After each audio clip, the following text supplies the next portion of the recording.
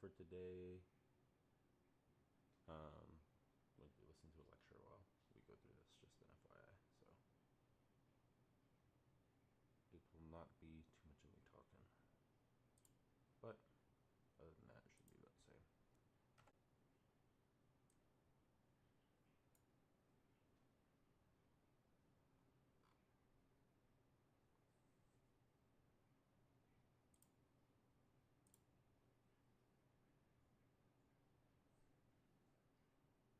Maddie, it can be fairly straightforward to get a lupus diagnosis, but for many, many, many people around the world, it is an odyssey, and they call it a diagnostic odyssey to figure out what is wrong with oneself when you're going around from doctor to doctor trying to figure out what disease you might have. And so that's one of the reasons that the NIH, the National Institute of Health, and the Department of Defense have identified lupus as a priority to understand more and to develop um, better ways to diagnose it. Because if you are, for example, in a very rural area and do not have rheumatologists that see lupus often, it can be very hard to get that diagnosis.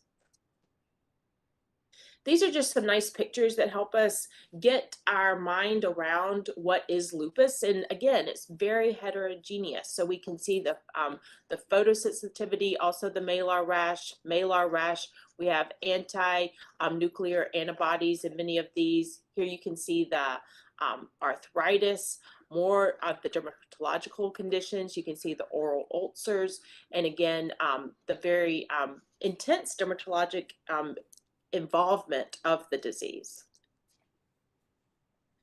So diving into the immune system, we have, and I'm going to start with an overview, and then we're going to kind of dive into individual cell types, signaling pathways, and cytokines and chemokines. So again, you heard me talk about this apoptotic cell clearance. When cells undergo apoptosis, usually it is anti-inflammatory.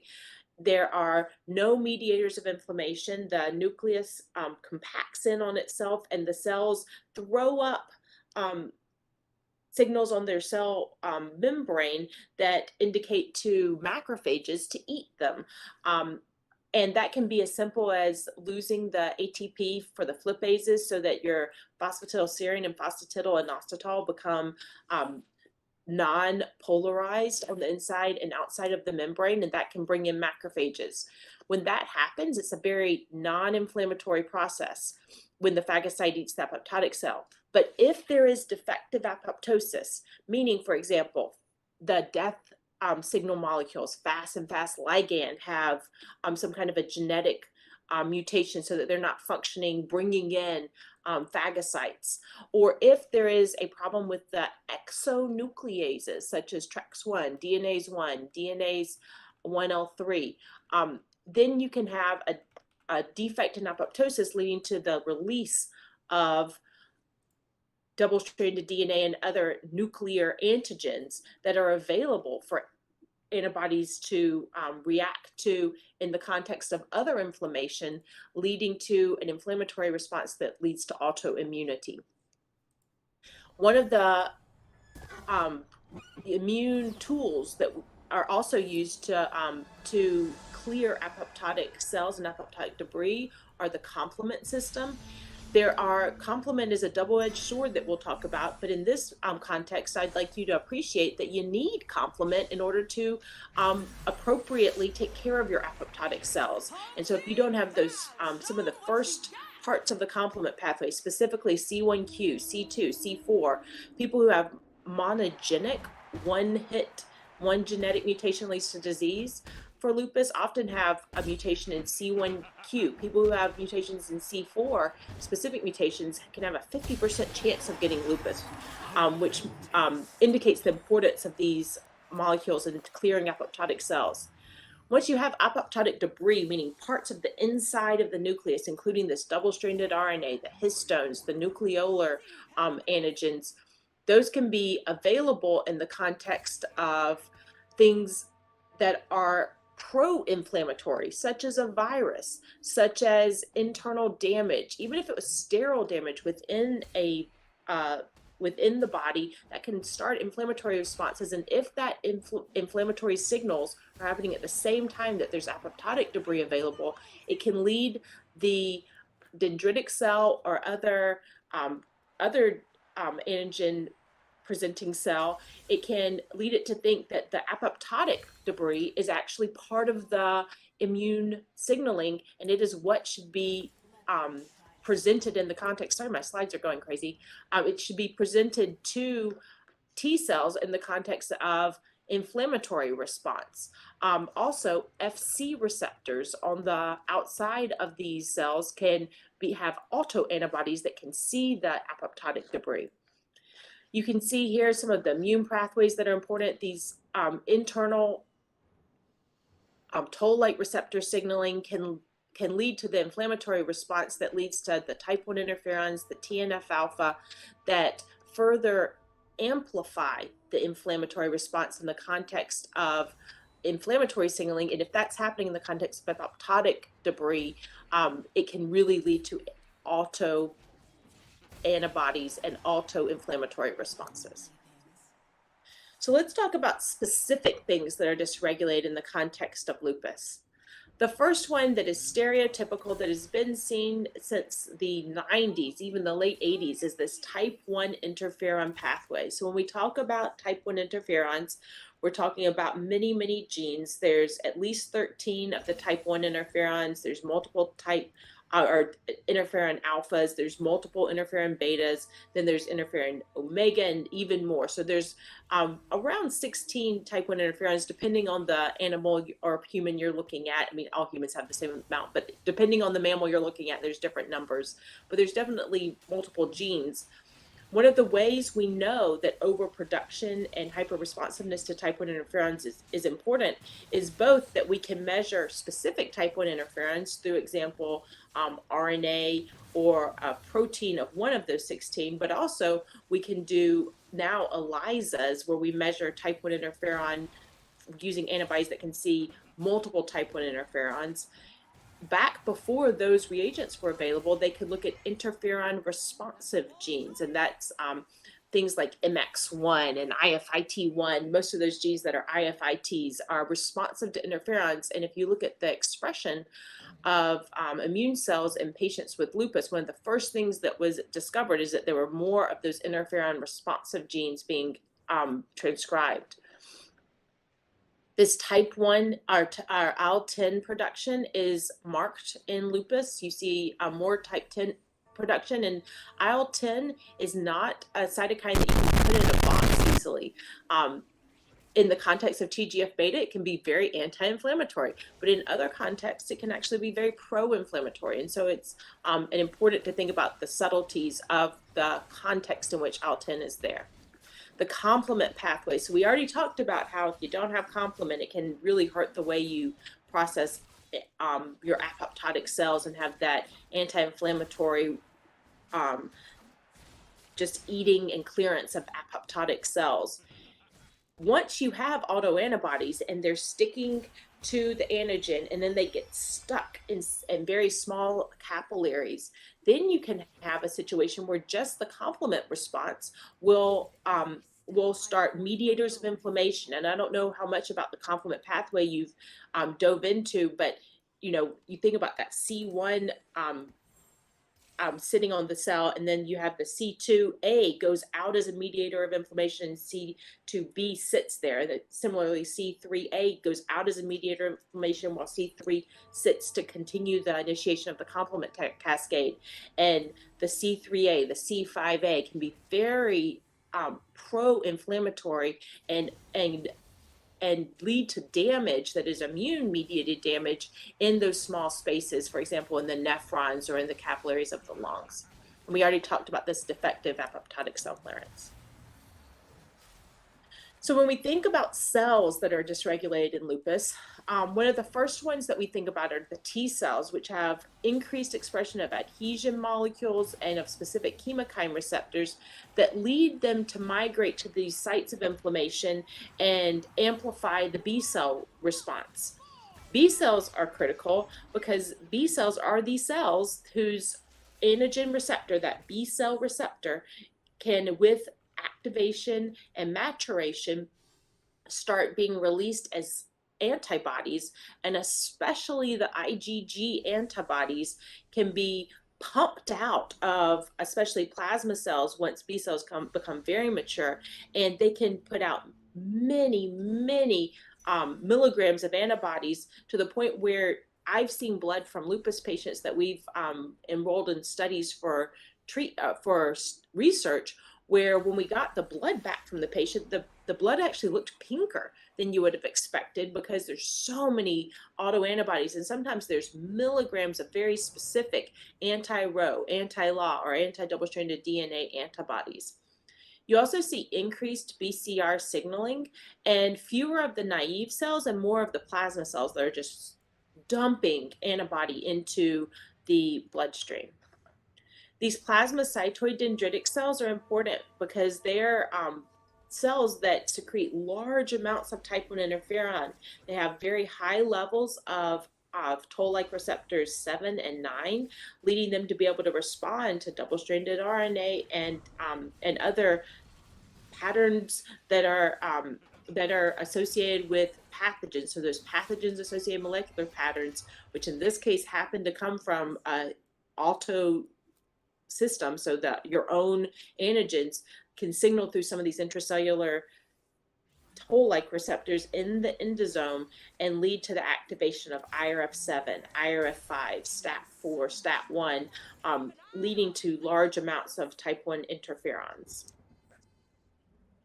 There's been some really nice single cell work in the last couple of years that have taken, for example, in this case, they took 11 blood samples from a healthy child and about 33 blood samples from children with lupus.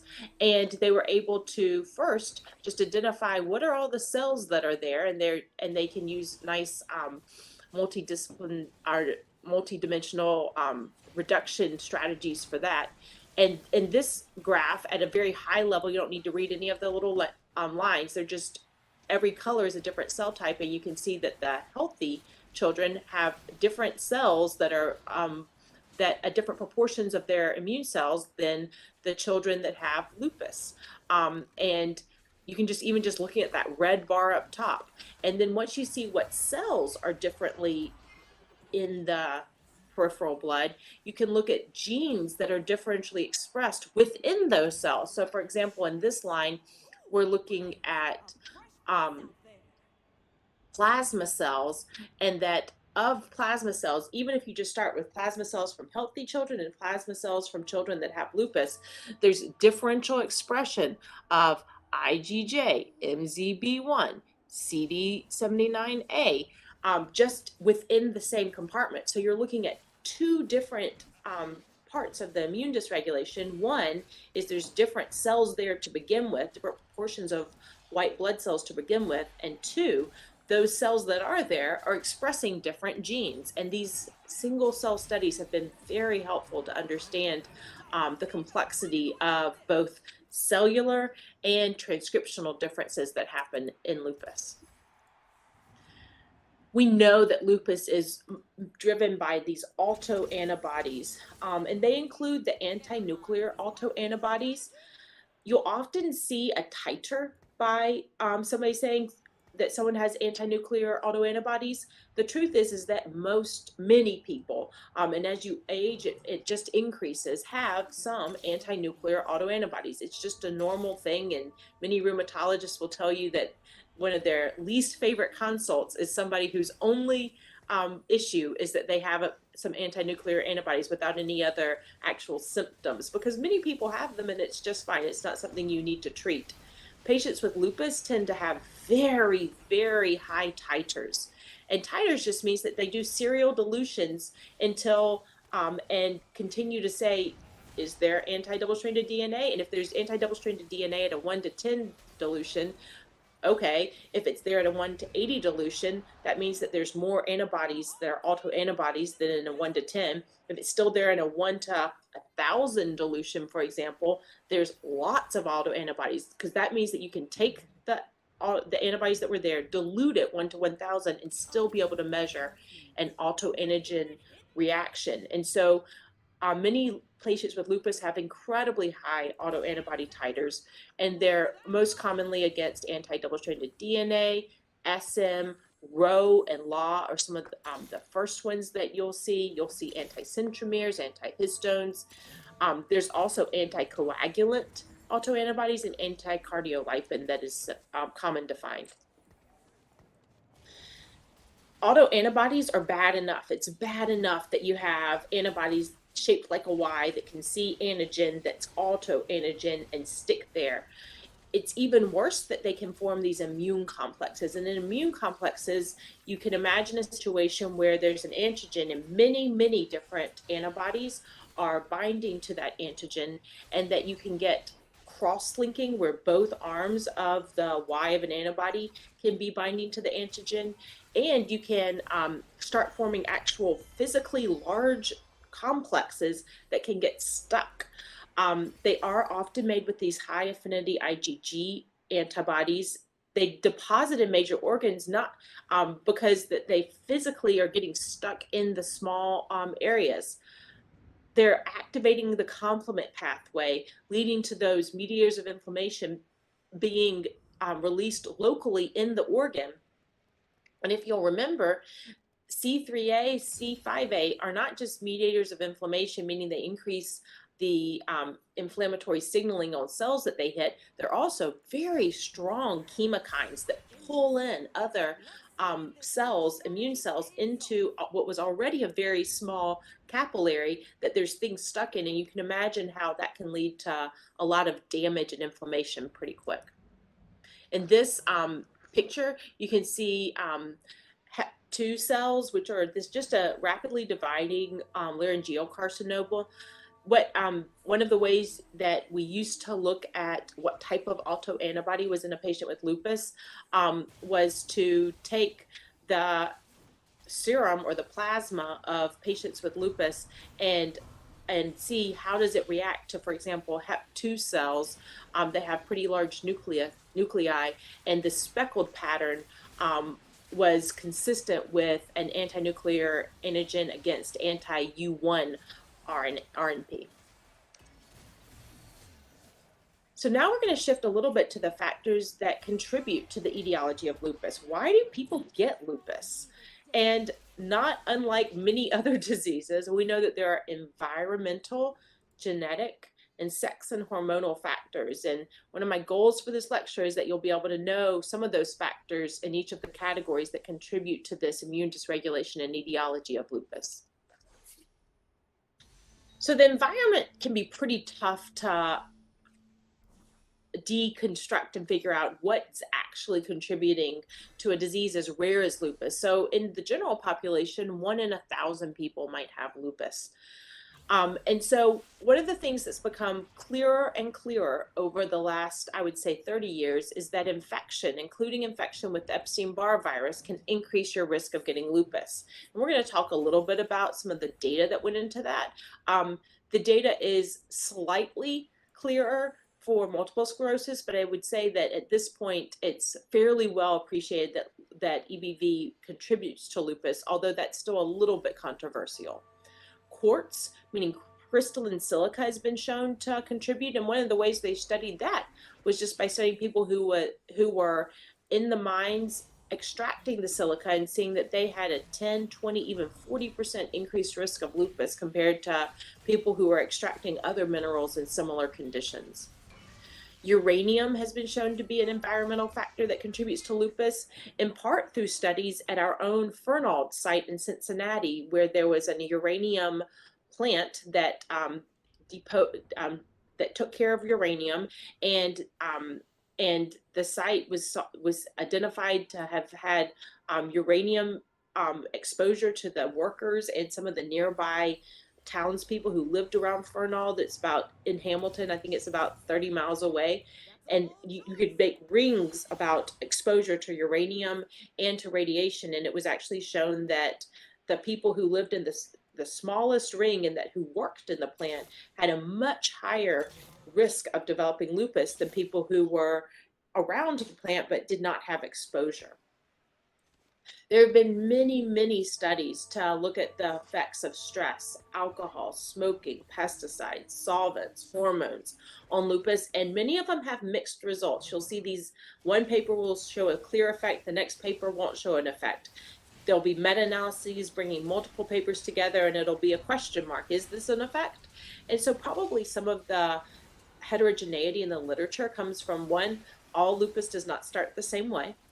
Two, some environmental factors might interact with genetic factors or in specific situations that they enact their role. There was a slurry of papers in the 80s and early 90s that tried to link lupus with hairspray, lipstick, female items, hair dye, hair straightener.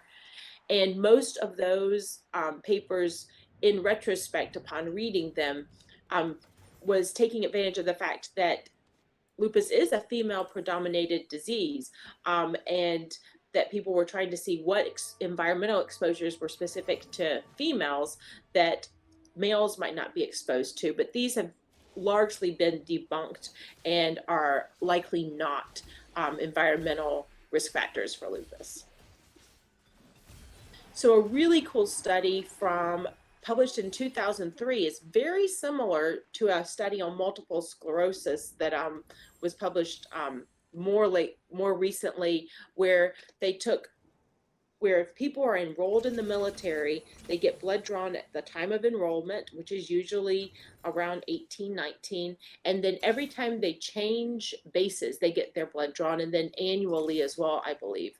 And so there's these serum repositories of patients, or just people in the military. And this happened to be from an Army Navy serum repository. And they had blood samples from people before they were diagnosed. So people end up getting diagnosed around mid 20s is pretty common. And so they would say, okay, we have these Army or naval participants who got diagnosed. Do we have blood before their diagnosis? Well, sure we do. And so you can see, like, for this person in brown, you have dozens of serum samples before that service member was diagnosed with lupus. And you can say what autoantibodies were present. And in this case, you can see that for many people, they end up having all of these autoantibodies. So there's nearly 100% of people had anti-law autoantibodies by the time they're diagnosed. But 5 years out from diagnosis, most people don't have anti-NRNP antibodies. And so what this repository let investigators such as Arbuckle and John Harley was a major important part of this study as well, discover is that there's initial antibodies that probably the autoantibodies that come first and lead to a cascade of autoreactivity that leads to other autoantigen positivity. So maybe people are starting with an anti-Ro, anti-Law, I'm not sure which color that is, anti-Ro, anti-Law kind of immune response, and then they're eventually that is leading to a cascade where these same people are developing anti-NRNP antibodies. And you can see here that at diagnosis, most people have 3 autoantigens, but 6 years before, it's usually about 1.5. The other thing that they shared is just that they did see that bias in more women than men developed lupus, and the proportion of people who were African American compared to European American was higher. So they use these same samples to say, well, was there a seroreactivity to antigens from viruses? So they're looking at HSV1, HSV2, CMV, and this would be EBV, the EBNA1 antigen. And what they're finding is that there was a marked difference in the proportion of service members who had serology consistent with a prior Epstein-Barr virus infection, where the patients nearly were all positive. This is a seronegativity rate, so the black would say they're almost all positive, where there was a proportion of controls that just weren't positive. So the way that the model is working right now for lupus and actually for multiple sclerosis is that there's a first autoantibody that develops for whatever reason, and that can be and that usually is that anti-Ro, anti-Law autoantigen from things like that, defects in clearance of apoptosis and others. But there's also hetero antibodies, where there's antibodies against things like EBNA1 that can cross-react, especially upon maturation of the B cell and the somatic mutation that happens in the germinal center as the B cell becomes a plasma cell, where as that antibody becomes more and more specific to EBNA1, it actually gains specificity to a self antigen, leading to that anti-Ro, anti-Law antibody response, more IgG maturation, leading to a anti-self autoantibodies, and that is one opportunity for how things could go wrong in the context of an antiviral response. The first autoantibody is going to be something that's presented through antigen presentation, likely in the context of toll-like receptor stimulation, possibly through viral infection. Their antigens are going to be presented through class 2 pathway to the B cells, so that the B cells, so the B cell would be presenting it to a T cell and be getting that signal back that says, yes, this is good, go. Start producing, start maturing your B cell receptor is against something that's not self, and that's an inaccurate signal, but that's the signal the B cell is getting, and so it starts making the antibody that is an anti-self antigen. So there are lupus specific differences in EBV and exposure responses. So even with people who have lupus versus controls, we see that people with lupus tend to have higher viral loads of EBV, which is latent, and it can go into latency. But people with EBV you can find more EBV with SLE. You can find more EBV in their blood. You have increased numbers of B cells that have latent EBV infection in lupus. You have increased expression of specific EBV genes in patients with lupus. So even though EBV goes into latency in B cells, it can have different stages of latency, for example, in patients with lupus, and especially active lupus compared to controls. There's a defective CD8 T cell responses in lupus. There's also these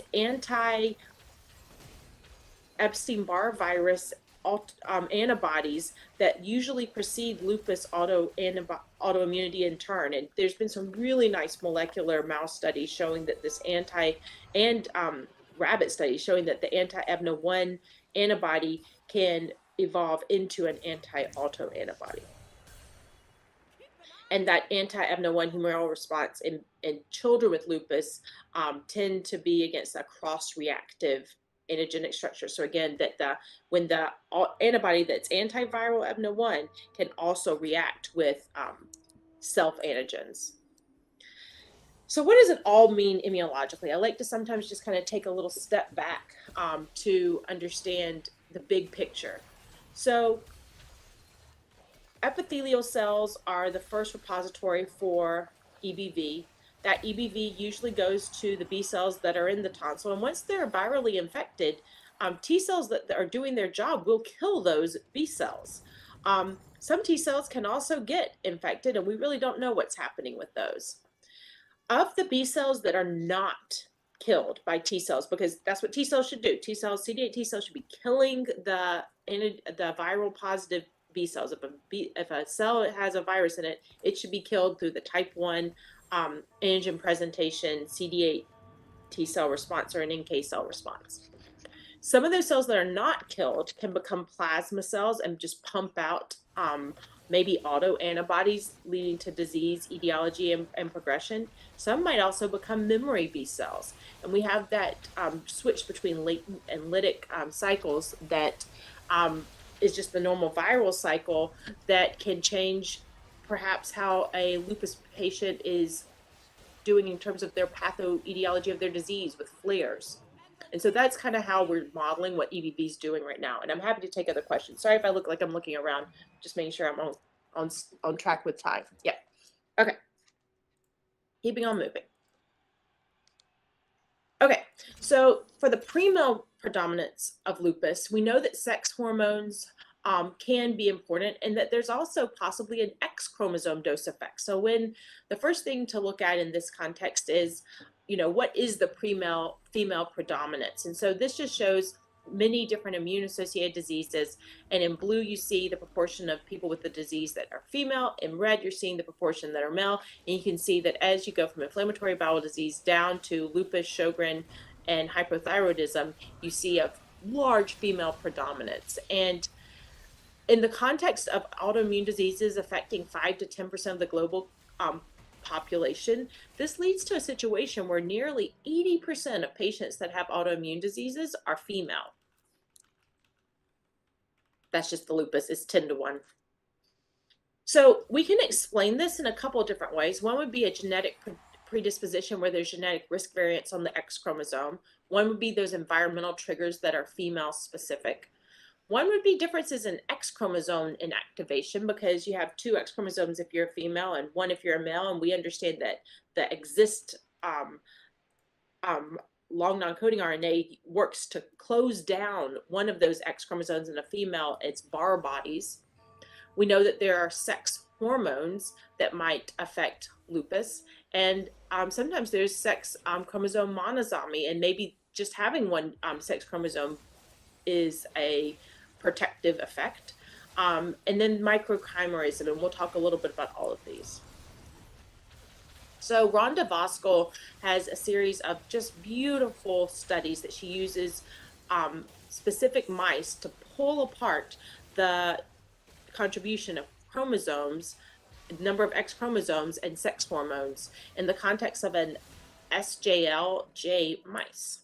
And so basically, there are 4 types of these mice. The SRY is a region of the Y chromosome that can lead to gonad development and sex chromosome, so hormones production. And so by moving that area, that part of the Y chromosome onto an autosome, you're able to make XX mice with ovaries, XY mice that have ovaries, XX mice that have testes, and XY mice that have testes. So you have chromosomally XX with hormonally male, and chromosomally XY with hormonally female, and their opposites. And so you can make 2 comparisons. One, what is the sex chromosome effect, and one is what is the sex effect.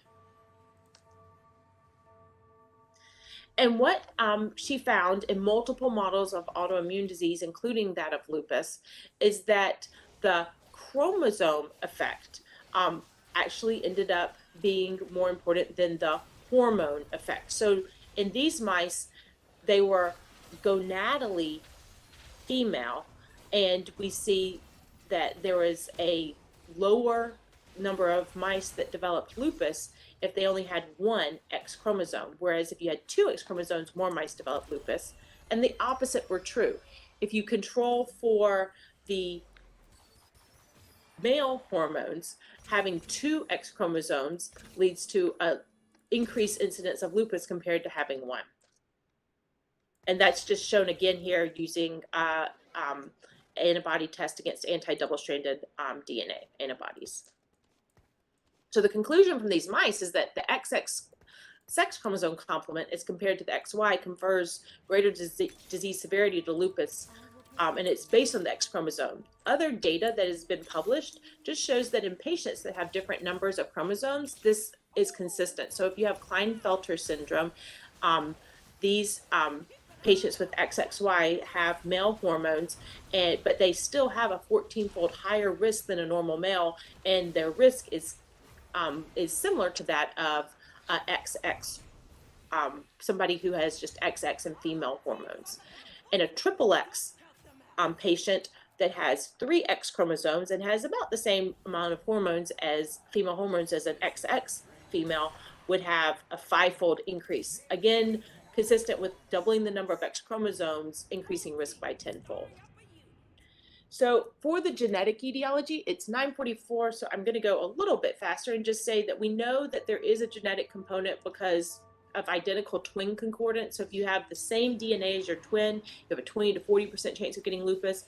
If you are siblings and dizygotic twins, so you share the same amount of DNA as a sibling, it's a 3 to 8% concordance. So we do know that from that difference that there's a strong genetic effect. And then there's a strong sibling risk ratio of 8 to 30.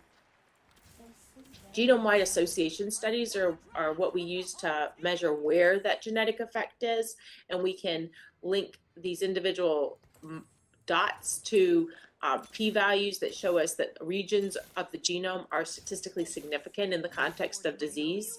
And there are a bunch of statistics we can use to interpret that, but at the end of the day, what these studies do is they identify regions of the genome that have statistical association with lupus, and many of them are near genes.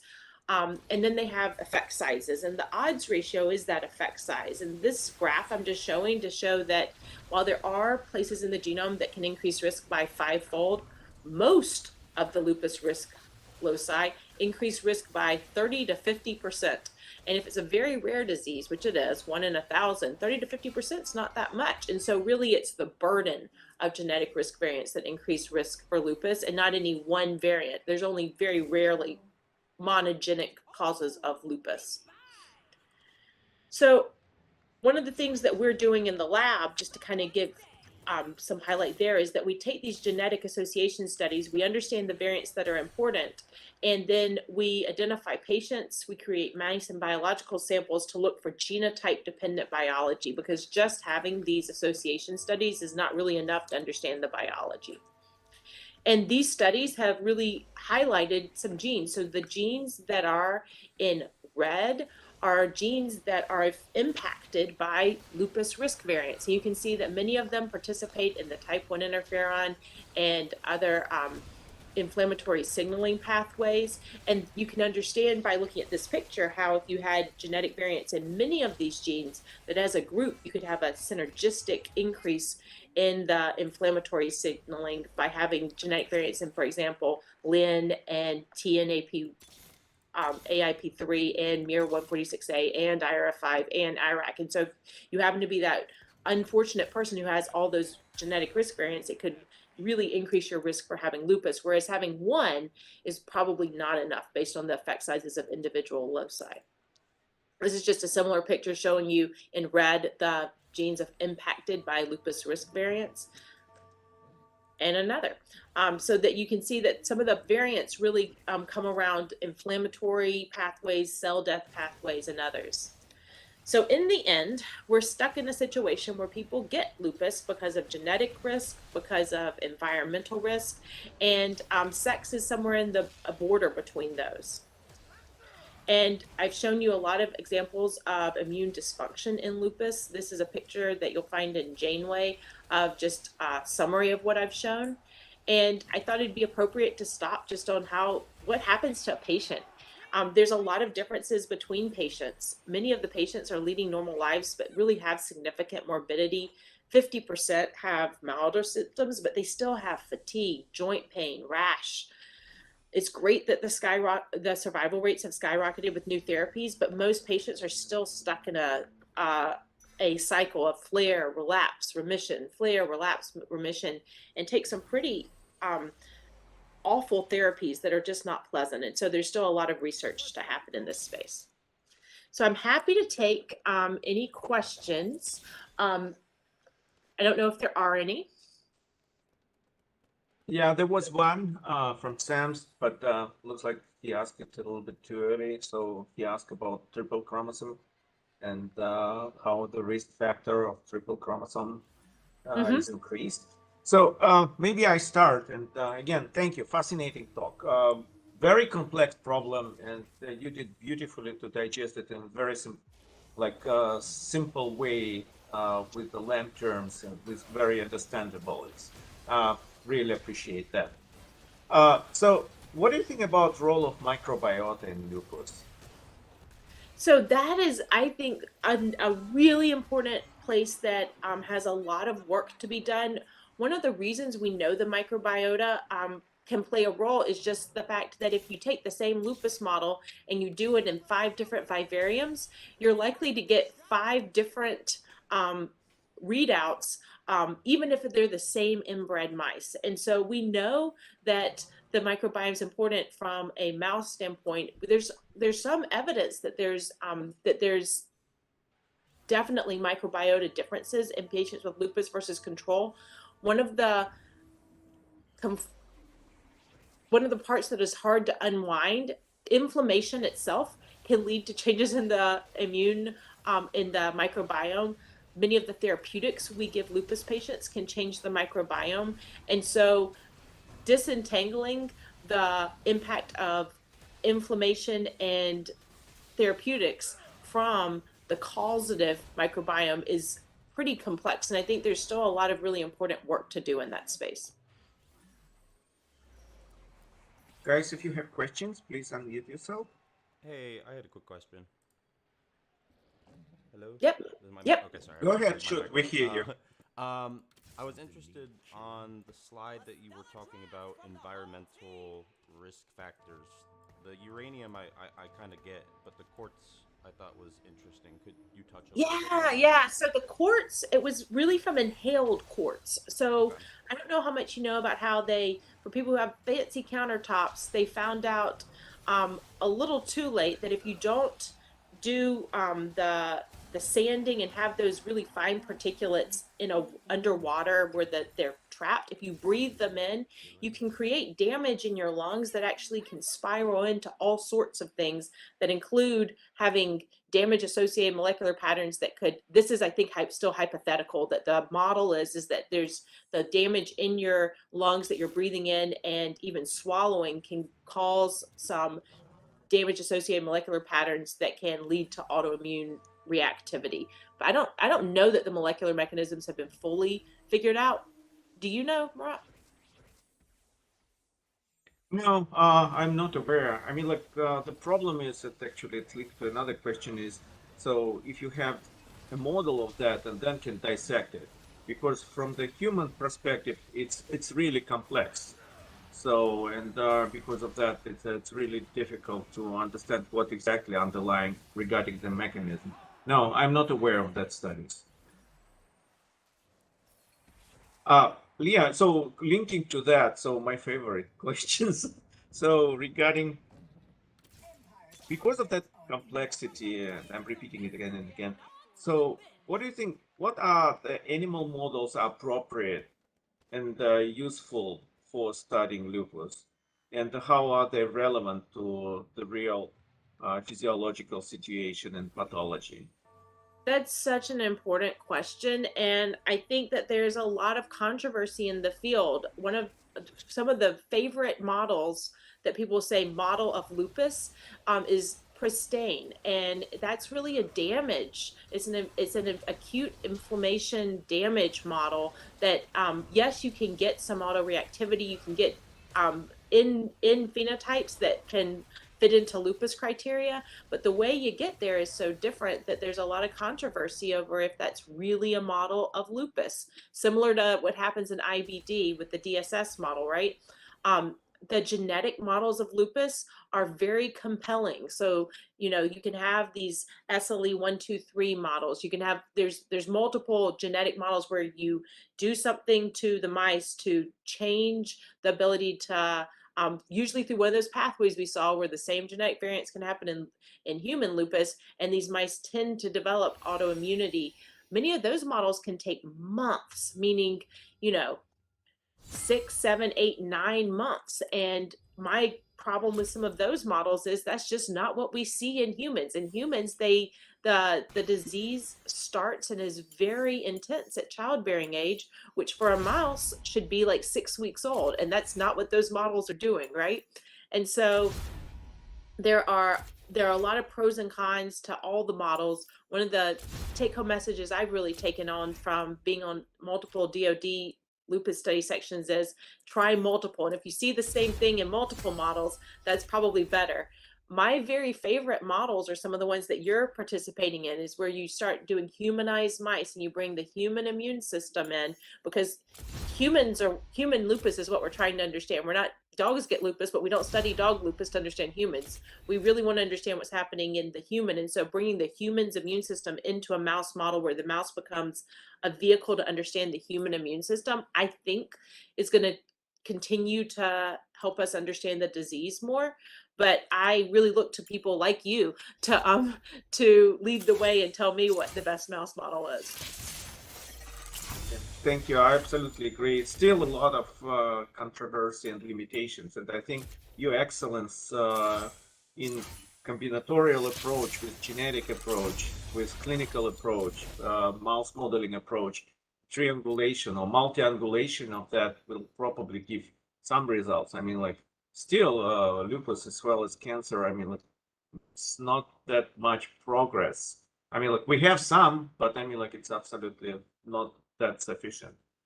Guys, again, another round. If you want to ask a question, please unmute yourself. Okay. There is a lot of talk of involvement of microRNAs in lupus, and particularly miR-121 and some.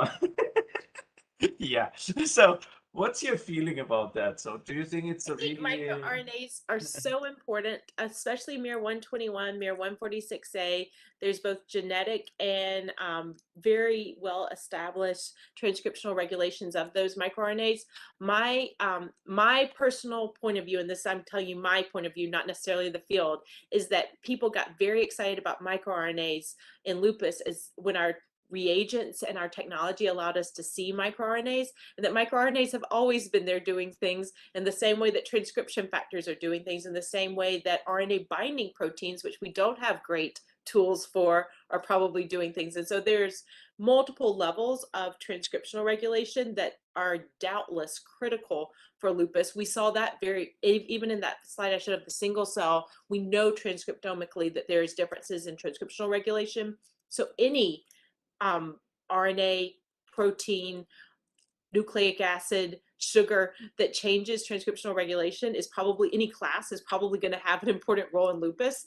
And I am certain that there are important roles for microRNA, but I don't think they're necessarily more important than long non-coding RNAs or transcription factors or epigenetic factors that change DNA accessibility and methylation. And so I think it's just part of a complex picture. And as scientists, because our brains really work linearly the best, we try to look at one thing at a time. And unfortunately, this might be a situation where we can look there and we'll find things, but it's not going to be the only thing. right? Thank you. Guys, last round. Okay. Then the last question. So again, it's really difficult to diagnose lupus, especially early, so because of so different manifestations of that.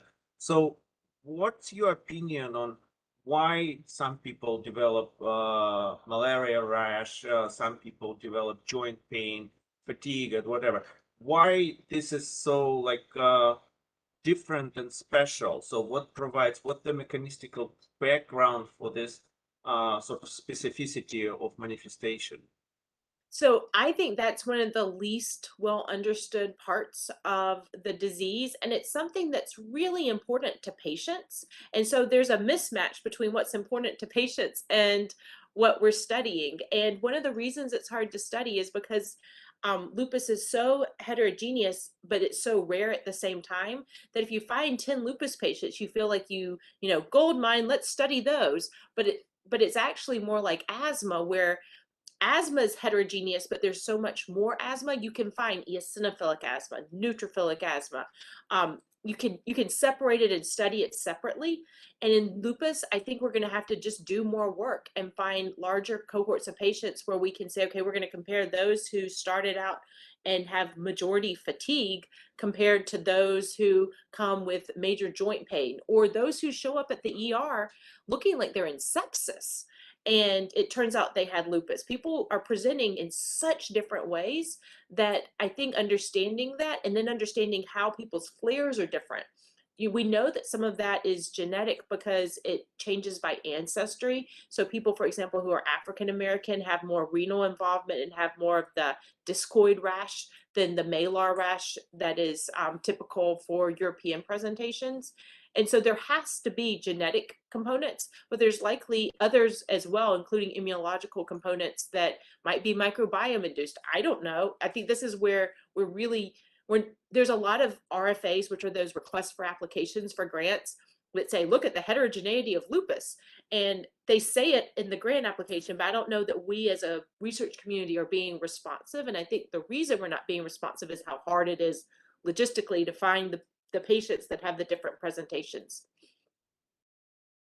Thank you so much. And one more time, so thank you for a great lecture, for taking time out of your very, very busy schedule.